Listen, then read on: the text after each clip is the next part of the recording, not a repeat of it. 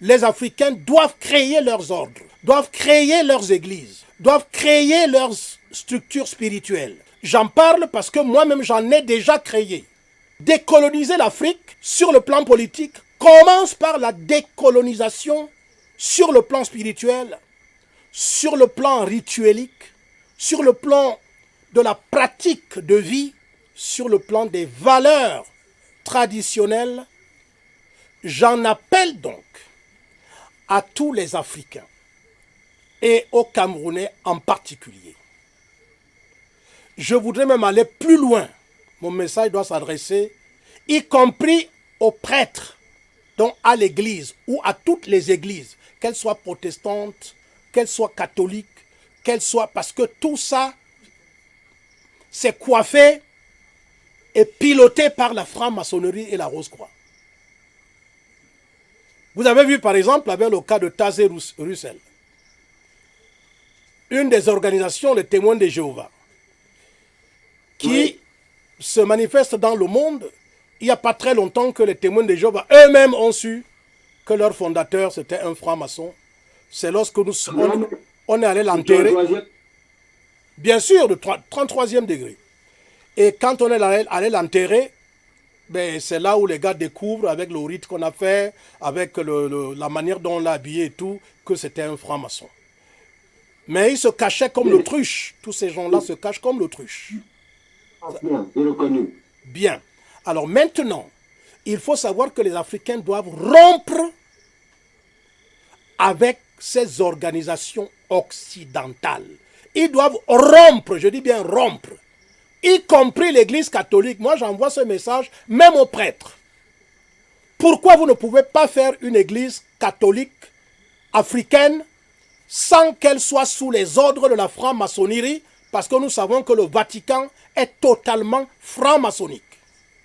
La loge P2 au Vatican est une des loges maçonniques à partir de laquelle des choses inimaginables se déroulent. Donc décoloniser l'Afrique sur le plan politique commence par la décolonisation sur le plan spirituel, sur le plan rituelique, sur le plan de la pratique de vie, sur le plan des valeurs traditionnelles qui non seulement sont, vous voyez, tirent leur source dans la profondeur de la vie divine, mais qui sont aussi colorées par la culture de chaque peuple. Les Africains doivent créer leurs ordres, doivent créer leurs églises, doivent créer leurs structures spirituelles. J'en parle parce que moi-même j'en ai déjà créé. Pour chuter, je suis arrivé en 91 en France, c'est une anecdote en 30 secondes, pendant que mes amis et frères de l'UPC, à l'instar du docteur Samuel Makit, de regretter mémoire, de, comment il s'appelait encore, le secrétaire Moukoko Priso. Je me retrouve avec eux, j'étais dans le 20e à Paris, ils faisaient leur réunion, j'en ai pris part parfois. Ils me disent, mais tu es panafricain, tu aimes l'Afrique, tu veux qu'on se décolonise complètement, tu veux qu'on devienne autonome, tu veux qu'on devienne entièrement indépendant, mais pourquoi tu ne nous retrouves pas dans la bataille politique pour qu'on renverse l'ordre établi actuellement au Cameroun? Voici la réponse que je leur ai donnée. Faites votre part. Moi aussi, je suis en train de faire ma part. Je vous retrouverai certainement, mais pas sans avoir compris pourquoi l'Occident nous domine. Et pour que je comprenne cela, il fallait donc que j'entre dans les profondeurs de là où les Occidentaux tirent leur puissance pour dominer l'Afrique. Et c'est dans la franc-maçonnerie et la Rose-Croix. J'ai donc pris la peine. Voilà. Moubitan Yandaga, on a connu des membres qui sont enchaînés dans ces zones-là et qui vous disent je ne peux pas en sortir parce qu'il y a des menaces de représailles. Comment vous avez réussi à vous émanciper de ces ordres-là? Je vais vous répondre de manière directe. Tout dépend de qu'est-ce que vous cherchez. Quelle est la motivation première de votre quête spirituelle ou de votre quête du bonheur? Qu'est-ce que vous recherchez exactement? Malheureusement, des gens vont dans les ordres par suivisme sans savoir exactement pourquoi ils y vont. Et ça, c'est un drame. C'est un drame. On n'entre pas dans un cercle sans savoir exactement ce qu'on fait dans ce cercle et pourquoi soi-même on y entre. Et il me semble que, encore une anecdote, au moment où je veux entrer à la Rose-Croix à l'époque, une dame qui vendait des livres ésotériques et tout ça là m'invite, m'en parle et me dit qu'elle est rosicrucienne et qu'elle souhaiterait m'amener, que je puisse entrer dans leur ordre et tout ça là. J'ai demandé à cette dame, est-ce que vous avez la lumière de Christ?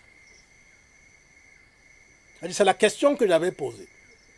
Parce qu'à l'époque, je sortais d'une culture d'emprunt qui était ce qu'on appelle la culture chrétienne, indo-européenne.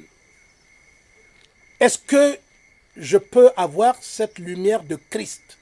Parce que je cherche cela. C'est ça que je cherche. Ce n'est pas aller me mettre dans une prison d'un ordre qui m'intéresse. C'est cette lumière que je cherche. Cette femme m'a regardé profondément et m'a dit, bon, monsieur, je pense que... Bon, est-ce que je peux vous conseiller des livres que vous voulez acheter? Je lui ai dit, laissez, je vais moi-même voir les livres qui m'intéressent.